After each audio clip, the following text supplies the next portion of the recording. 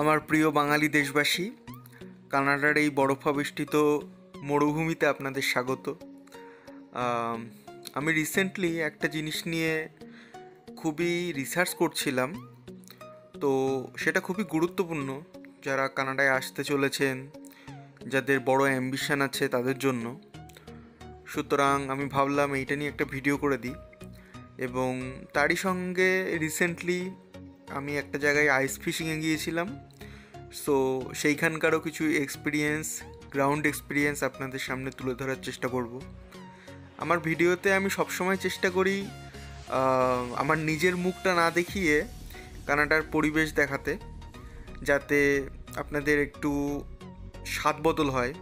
কারণ সব ইউটিউবার বা সবাই চেষ্টা করে তাদের নিজেদেরকে দেখাতে, একটা সুন্দর স্টুডিও বানিয়ে নিজেদেরকে ভালো করে জাস্ট সবার সামনে প্রেজেন্ট করতে। কিন্তু তার বদলে আমি করি খানিকটা স্বাদ বদল আনার জন্য আমি চেষ্টা করি নিজেকে বাদ দিয়ে কানাডাকে দেখাতে, যাতে আপনাদের মনের যেই বাসনাটা বা ইচ্ছাটা সেটা আরও প্রবল হয় আসার। সুতরাং সময় নষ্ট না করে সেদিকে এগিয়ে যাব। তার আগে আমি আমার আইস ফিশিং সম্পর্কে কিছু অভিজ্ঞতা শেয়ার করতে চাই। এটা হচ্ছে just part of the entertainment, এবং এরপরে এডুটেনমেন্টে আমি যথারীতি ঢুকবো। আমার ভিডিও সেটাই উদ্দেশ্য, এডুটেনমেন্ট প্লাস এন্টারটেনমেন্ট, কারণ দুটোই দরকার। মন এবং বুদ্ধি দুটোই সুস্থ এবং স্বাভাবিক রাখা দরকার। সো এই যে লেকটাতে আমরা এসেছি, এটা পুরোটাই এখন ফ্রোজেন হয়ে রয়েছে, কারণ ক্যানাডাতে এখন আমি যে সাসকাটুন যে প্রভিন্সে থাকি, এখানকার টেম্পারেচার এই কয়েক বছরের মধ্যে খুবই জাস্ট বলবো একটা রিলেটিভলি টেম্পারেচার খুবই কম এরকম একটা মেনটেন করে রয়েছে। কারণ কোনো সময় -45 -50 অবধি হয়ে গেছে, এবং এই টেম্পারেচারটা ইনট্যাক্ট রয়েছে। সো এই যে গর্তগুলো দেখছেন, এটা একটা আলাদা যন্ত্র আছে, ড্রিলার মতো। সেই ড্রিলার টাইপ যন্ত্রটা দিয়ে বরফের মধ্যে বরফ কেটে আইস ফিশিংয়ের জন্য গর্ত বানানো হয়। তারপরে সেখান দিয়ে জাস্ট ছিপ ফেলে মাছ ধরা হয়। এই যে পুরো লেকটাই এখন জমে রয়েছে, এবং আপনারা দেখতে পাচ্ছেন হয়তো যে কাছে পিঠে দূরে বেশ কয়েক জায়গায় অনেকে তাঁবু ফেলে বসে আছে।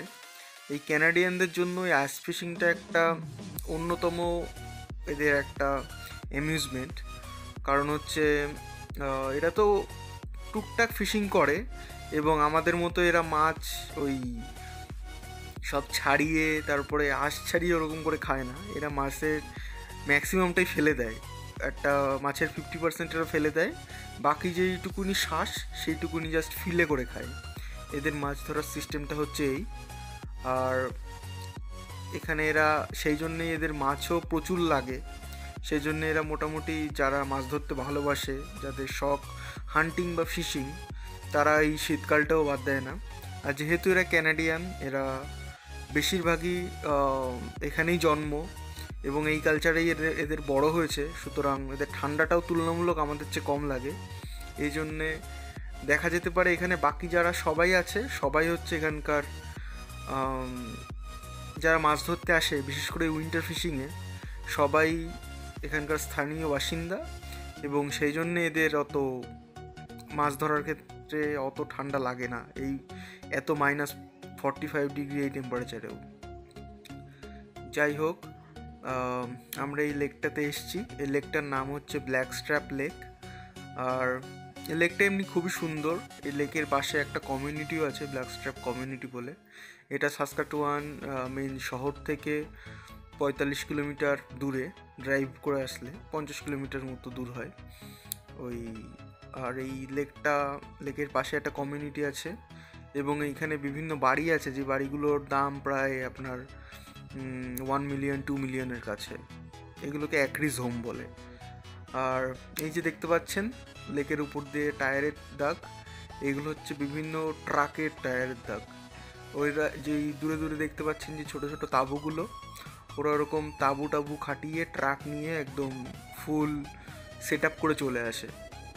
আর এই যে আমি পা দিয়ে দিয়ে গর্ত করে দেখানোর চেষ্টা করব যে এই সামনের এই ঝুড়ো বরফটার নিচে আপনার ব্ল্যাক আইস আছে। সেটা হচ্ছে বরফ যখন একদম একদম পুরো জমে যায় তখন সেটা কাচের মতো একটা আস্তরণ তৈরি করে, ব্ল্যাক আইস বলে সেটাকে, কালো রঙের। এবং এইটা খুব বিপজ্জনক, তার কারণ হচ্ছে এটা যখন তখন একটা কোনো কোনো সময় যদি বরফে ফাটল ধরে তো ফাটলও ধরতে পারে। আর তার চেয়ে বড়ো কথা আর একটা যে কারণে বিপজ্জনক সেটা হচ্ছে পা আটকে যেতে পারে। আর এই বরফগুলো খুব পিছল হয়, মানে মানে পিছলা খেয়ে মাটিতে এই বরফের উপরে পড়ে যাওয়ার সম্ভাবনাটা খুব বেশি, এবং চোটও লাগতে পারে, মচকা লাগতে পারে। এই যে দূরে যে বাড়িগুলোর কথা বলছিলাম, এগুলো ছোটোখাটো এক একটা প্রাসাদ টাইপের বাড়ি, অ্যাক্রিজ হোম বলে এগুলোকে। যেহেতু লেকের পাশে বাড়ি এই জন্য এগুলোর দামও অনেক বেশি। যারা একটু নিরালায় থাকতে ভালোবাসেন, শহরের সেই ব্যস্ততা ছেড়ে, তারা এই লেকের পাশে বাড়িগুলো খোঁজ করেন। মেনলি ক্যানাডিয়ানরাই খোঁজেন, কারণ এখানকার যারা বাসিন্দা তারা সবসময় একটু ক্যাম্পিং বা একটু আপডালে থাকতে ভালোবাসেন। যে বলে না সোশ্যাল ডিটক্সিফিকেশন, জাস্ট ওদের একটা টার্ম আছে যে সমস্ত শহরের গ্যাঞ্জাম থেকে দূরে সরে জাস্ট নিরালায় কেবিন বা বাড়ি ভাড়া করে বাড়ি বানিয়ে সেখানে থাকেন। এই যে এই পুরো লেকটাই হচ্ছে এরকম, ওই মাঝখান দিয়ে একটা ছোট ব্রিজ আছে যাতে লেকের দুপাশটাকায় মানে নর্থ সাইড আর সাউথ সাইডটা কানেক্ট করে। তার পুরোটাই হচ্ছে বেশ বড় একটা লেক। বিভিন্ন টাইপের মাছ পাওয়া যায় ক্যানাডাতে। মাছের কথা বলতে গেলে নর্দার্ন পাইকটা খুব বেশি পাওয়া যায়, আর এই লেকে আরও বিভিন্ন মাছ পাওয়া যায়। পার্টস বলে একটা মাছ আছে, ওয়ালাই একটা মাছ আছে, আর ট্রাউট বলে আর একটা মাছ আছে। এরকম বিভিন্ন ধরনের মাছ পাওয়া যায়, এবং বিভিন্ন ধরনের আরও কিছু যখন সামার থাকে বেশ কিছু জলচর পাখিও দেখা যায়। এবং এই লেকটা সামার টাইমে একটা অন্যতম অ্যামিউজমেন্ট পার্ক হিসেবেও ব্যবহার করা হয়, কারণ হচ্ছে এই টাইমে প্রচুর লোক বোটিং করে কিংবা স্কি করে, ওয়াটার স্কি করে, ওয়াটার স্কুটার নিয়ে অনেকে জাস্ট তাদের সামারটা কাটায়। এটাই হচ্ছে কথা। আর এই যে দেখতে পাচ্ছেন টেন্ট বেঁধে বসে গেছে সবাই। এদের মানে মোটামুটি কয়েকদিন এরকম থাকে আর কি। টেন্টের ভেতরে এদের হিটার বা সমস্ত সেটিং করা। আর ওই দূরে যেই পাহাড় মতো উঁচু উঁচু টিলাগুলো দেখা যাচ্ছে, ওখানে সবাই এখানে উইন্টারে স্কি করতে আসে। সেটাও একটা খুবই মজার খেলা। সুতরাং এগুলো অনেক হলো। এবার আমি আমার কাজের কথায় আসি। যেটা বলতে চাইছিলাম সেটা হচ্ছে আমি যে জিনিসটা নিয়ে গত বেশ কদিন ধরে খুবই পর্যালোচনা করছি বা ছোটোখাটো রিসার্চ টাইপের করছি, সেটা হচ্ছে ক্রেডিট স্কোর।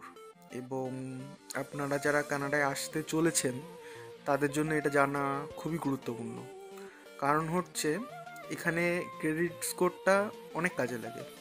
আমাদের দেশে যেমন ম্যাক্সিমামই আমরা ক্রেডিট কার্ডের বদলে ডেবিট কার্ডটা ইউজ করি, ব্যাংক থেকে যে ডেবিট কার্ডটা দেয় সেটা ইউজ করি। কিন্তু এখানে ক্রেডিট কার্ড ম্যান্ডেটারি বলতে গেলে, কারণ ব্যাংকে গেলেই আপনাকে ওরা ক্রেডিট কার্ড দেয়। ক্রেডিট কার্ডের একটা মিনিমাম অ্যামাউন্ট আছে। আমি যেমন স্টুডেন্ট অ্যাকাউন্ট আমার, তাই আমার ক্রেডিট কার্ডের মিনিমাম অ্যামাউন্ট হচ্ছে $1000। আমি $1000 অবধি ইউজ করতে পারবো। আপনি ওই ক্রেডিট কার্ড থেকেই সমস্ত কেনাকাটা করলেন, তারপরে মোটামুটি মাসের শেষে একটা টাইম দেয় ওরা, সেই একটা টাইমের মধ্যে আপনাকে টাকাটা পে ব্যাক করতে হবে। সো ক্রেডিট স্কোরের গুরুত্ব কী কী সেটা আমি বলতে পারি। যে ধরুন আপনি এখানে আসলেন, আপনার একটা গাড়ি কিনতে হবে, কারণ এখানে পাবলিক ট্রান্সপোর্টটা অতটা ভালো না, ম্যাক্সিমাম সবারই গাড়ি থাকে। সো আপনি একটা গাড়ি কিনতে হবে, বা আপনি একটা থাকবেন কোথাও, সো অ্যাপার্টমেন্ট রেন্ট করতে হবে, সেখানেও আপনার অনেক সময় ক্রেডিট স্কোরটা জমা দিতে হয়। তার কারণ হচ্ছে তারা দেখতে চায় যে আপনার খরচা কেমন এবং আপনি আদৌ পে ব্যাক করতে পারবেন কি না, অনেক কিছুই ওরা দেখতে চায়। সেই জন্য আপনার ক্রেডিট স্কোরটা গুরুত্বপূর্ণ। আর ক্রেডিট স্কোরটা আপনি ধরেন আপনার বাংলাদেশ বা ইন্ডিয়াতে আপনার ক্রেডিট কার্ড ছিল, আপনি ওখানে যথেচ্ছ খরচা করতেন, কিন্তু যখন এখানে আসবেন সেই সব আপনার পুরনো যে ইতিহাস থাকবে, পুরনো ক্রেডিট হিস্ট্রি, সেগুলো কোনো কাজে লাগবে না। আপনার এখানে নতুন ব্যাংকে নতুন ক্রেডিট কার্ড নিয়ে ওখান থেকে সব নতুন একদম জিরো থেকে শুরু করতে হবে, বলতে গেলে ফ্রম দ্য মানে একদম জিরো থেকে। সো আপনাকে ক্রেডিট স্কোরটা বিল্ড আপ করতে হবে। ক্রেডিট স্কোরের বিভিন্ন লিমিট থাকে, যেমন আপনার 350 থেকে 800-র মধ্যে এই ক্রেডিট স্কোরটা ওঠানামা করে। 350 থেকে আপনার 450 অবধি এটা হচ্ছে পুয়ার, 450 থেকে 600 রিলেটিভলি গুড, 600 থেকে 600 থেকে সামথিং 850 যেটা, সেটা হচ্ছে বেস্ট। এরকম বিভিন্ন স্ল্যাব থাকে। এবার আপনার আপনার খরচের হিসেবে খরচের উপরে ক্রেডিট মানে স্কোরটা ডিপেন্ড করে। এবং ক্রেডিট স্কোরের আর একটা যে বিষয়, সেটা হচ্ছে আপনার ধরুন কোনো জায়গায় কোনো অ্যাপার্টমেন্ট রেন্ট করতে যাবেন, তখন আপনাকে ওরা চায় হচ্ছে আপনার ক্রেডিট স্কোরটা দেখতে চায়। এবার যদি আপনার ক্রেডিট স্কোর ভালো না থাকে, তাহলে অনেক সময় ওরা ডিমান্ড করে আপনার 6 মাসের পুরো যেই অ্যাপার্টমেন্টে যেই 6 মাসের যেই রেন্টটা পুরো অ্যাডভান্স ডিমান্ড করে। সেক্ষেত্রে সেটা খুবই অসুবিধার, কারণ 6 মাসের একটা টোটাল হিউজ অ্যামাউন্ট রেন্ট, বলতে গেলে আপনার প্রায় $7,000 কাছাকাছি পড়বে বা $8,000 কাছাকাছি পড়বে। সেটা একটা খুবই কষ্টকর, কারণ আপনি প্রথম এসেছেন, আপনাকে অতটা অ্যামাউন্ট আপনার পে করাটা খুবই চাপের হয়ে যাবে। সো আপনার ক্রেডিট স্কোরটা বাড়িয়ে রাখাটা সবসময় খুবই ভালো। সেই জন্য এখানে ম্যাক্সিমামই যারা থাকে ক্রেডিট স্কোরটা বাড়ানোর জন্য সবাই ক্রেডিট কার্ড দিয়ে পেমেন্ট করে। যেমন আপনি একটা গাড়ি কিনবেন, গাড়ি কিনতে গেলেও ব্যাংক আপনাকে ক্রেডিট স্কোরটা দেখবে, বা আপনার একটা পার্সোনাল লোন লাগবে, সেক্ষেত্রেও কিন্তু আপনার ব্যাংক আপনার ক্রেডিট স্কোরটা দেখবে। সো সুতরাং আপনার ক্রেডিট স্কোরটা ঠিক রাখাটা খুবই গুরুত্বপূর্ণ। সেই জন্যেই এখানে বিভিন্ন টাইপের ব্যাংক আছে। ব্যাংকের ক্ষেত্রে আমি কয়েকটা ব্যাংকের নাম বলতে পারি। আমার সিআইবিসি ব্যাংকে অ্যাকাউন্ট আছে। এখানে কানাডার অন্যতম বড় ব্যাংক বলা হয় আরবিসিকে। আরবিসিতেও আমার রিলেটিভের অ্যাকাউন্ট আছে। তারপর টিডি ফিনান্সিয়াল বলে ব্যাংক আছে, স্কোশিয়া ব্যাংক আছে, বিএমও আছে, অ্যাফিনিটি আছে, এরকম বেশ কয়েকটা ব্যাংক আছে এখানে। সো আরবিসিটা সবচেয়ে ভালো ব্যাংক হিসেবে, কারণ হচ্ছে এখানে আপনার ওদের বিভিন্ন অফার ওগুলো অন্যান্য ব্যাংকের তুলনায় কিছুটা ভালো বেশি। এবং রিসেন্টলি সিআইবিসিরও বিভিন্ন অফার পাওয়া যাচ্ছে। আমি যেহেতু সিআইবিসির গ্রাহক, সেই জন্য আমি এটা দেখতে পাচ্ছি। সো আপনার রিসেন্টলি সিআইবিসিও ব্যাংক হিসেবে খুবই ভালো। আর ব্যাংকেরই প্রথম যেই ক্রেডিট স্কোরটা দেবে, ধরেন আপনার যে ক্রেডিট লিমিট দেবে, সেটা ধরেন আপনার $1,000 ওরা ক্রেডিট লিমিট দিল। সো এটা হচ্ছে আপনার ভালোর জন্য, বা এটা একটা বলতে গেলে অলিখিত রুল বলতে পারেন। সবসময় আপনি ক্রেডিট স্কোরের 30% ইউজ করবেন, একবারে 30% ইউজ করবেন। ধরেন আপনার $1,000 আপনার ক্রেডিট লিমিট, সুতরাং আপনি $300 একবার ইউজ করবেন। $300টা ইউজ করে আবার আপনি $300টা পে করে দেবেন, তারপরে আবার আপনি বাকিটা ইউজ করবেন ক্রেডিট লিমিটে।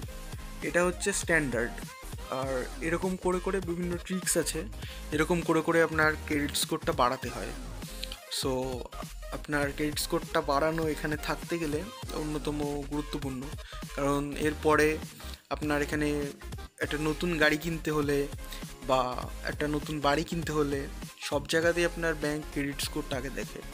আপনাকে একটা পার্সোনাল লোন নিতে গেলেও ওরা ক্রেডিট স্কোরটা দেখবে। সুতরাং ক্রেডিট স্কোরটা আপনার বাড়িয়ে রাখাটা খুবই গুরুত্বপূর্ণ।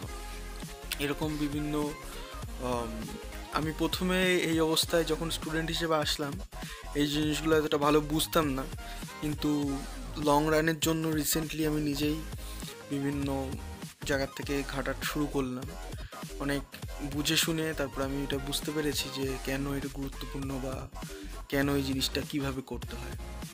আর রিসেন্টলি আর একটা যেটা আমি করেছি, সেটা হচ্ছে এখানে আসলেই তো আপনার বিভিন্ন বা স্টুডেন্ট হিসেবে আসুন বা এখানকার জাস্ট পিআর নিয়ে আসুন, আপনাকে বেশ কয়েকটা জিনিস প্রথম সপ্তাহতেই করে নেওয়া ভালো।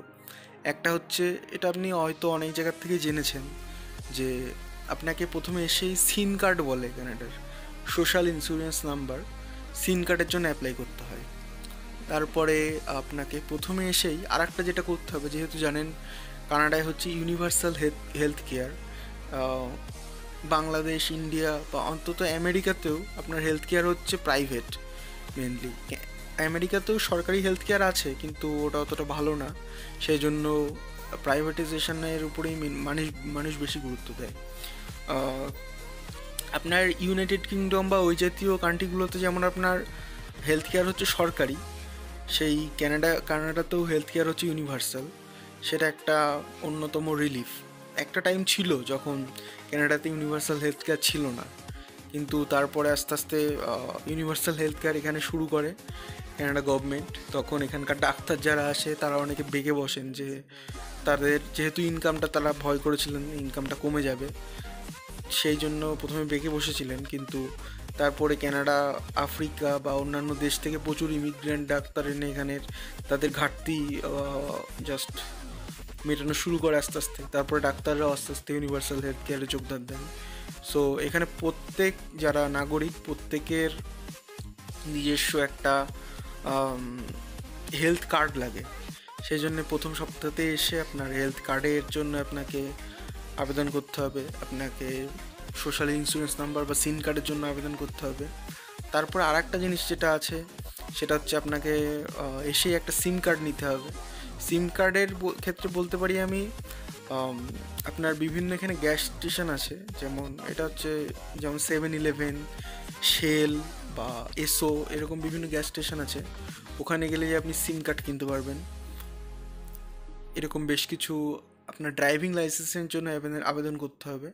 ড্রাইভিং লাইসেন্সের জন্য আমি পরে একটা বিস্তারিত আরও ভিডিও বানাবো, কারণ এটা আমার দাদা বা ভাইয়েরা আমার কমেন্ট সেকশনে আমাকে জানিয়েছে যে এই বিষয়ে একটা ভিডিও চাই তাদের।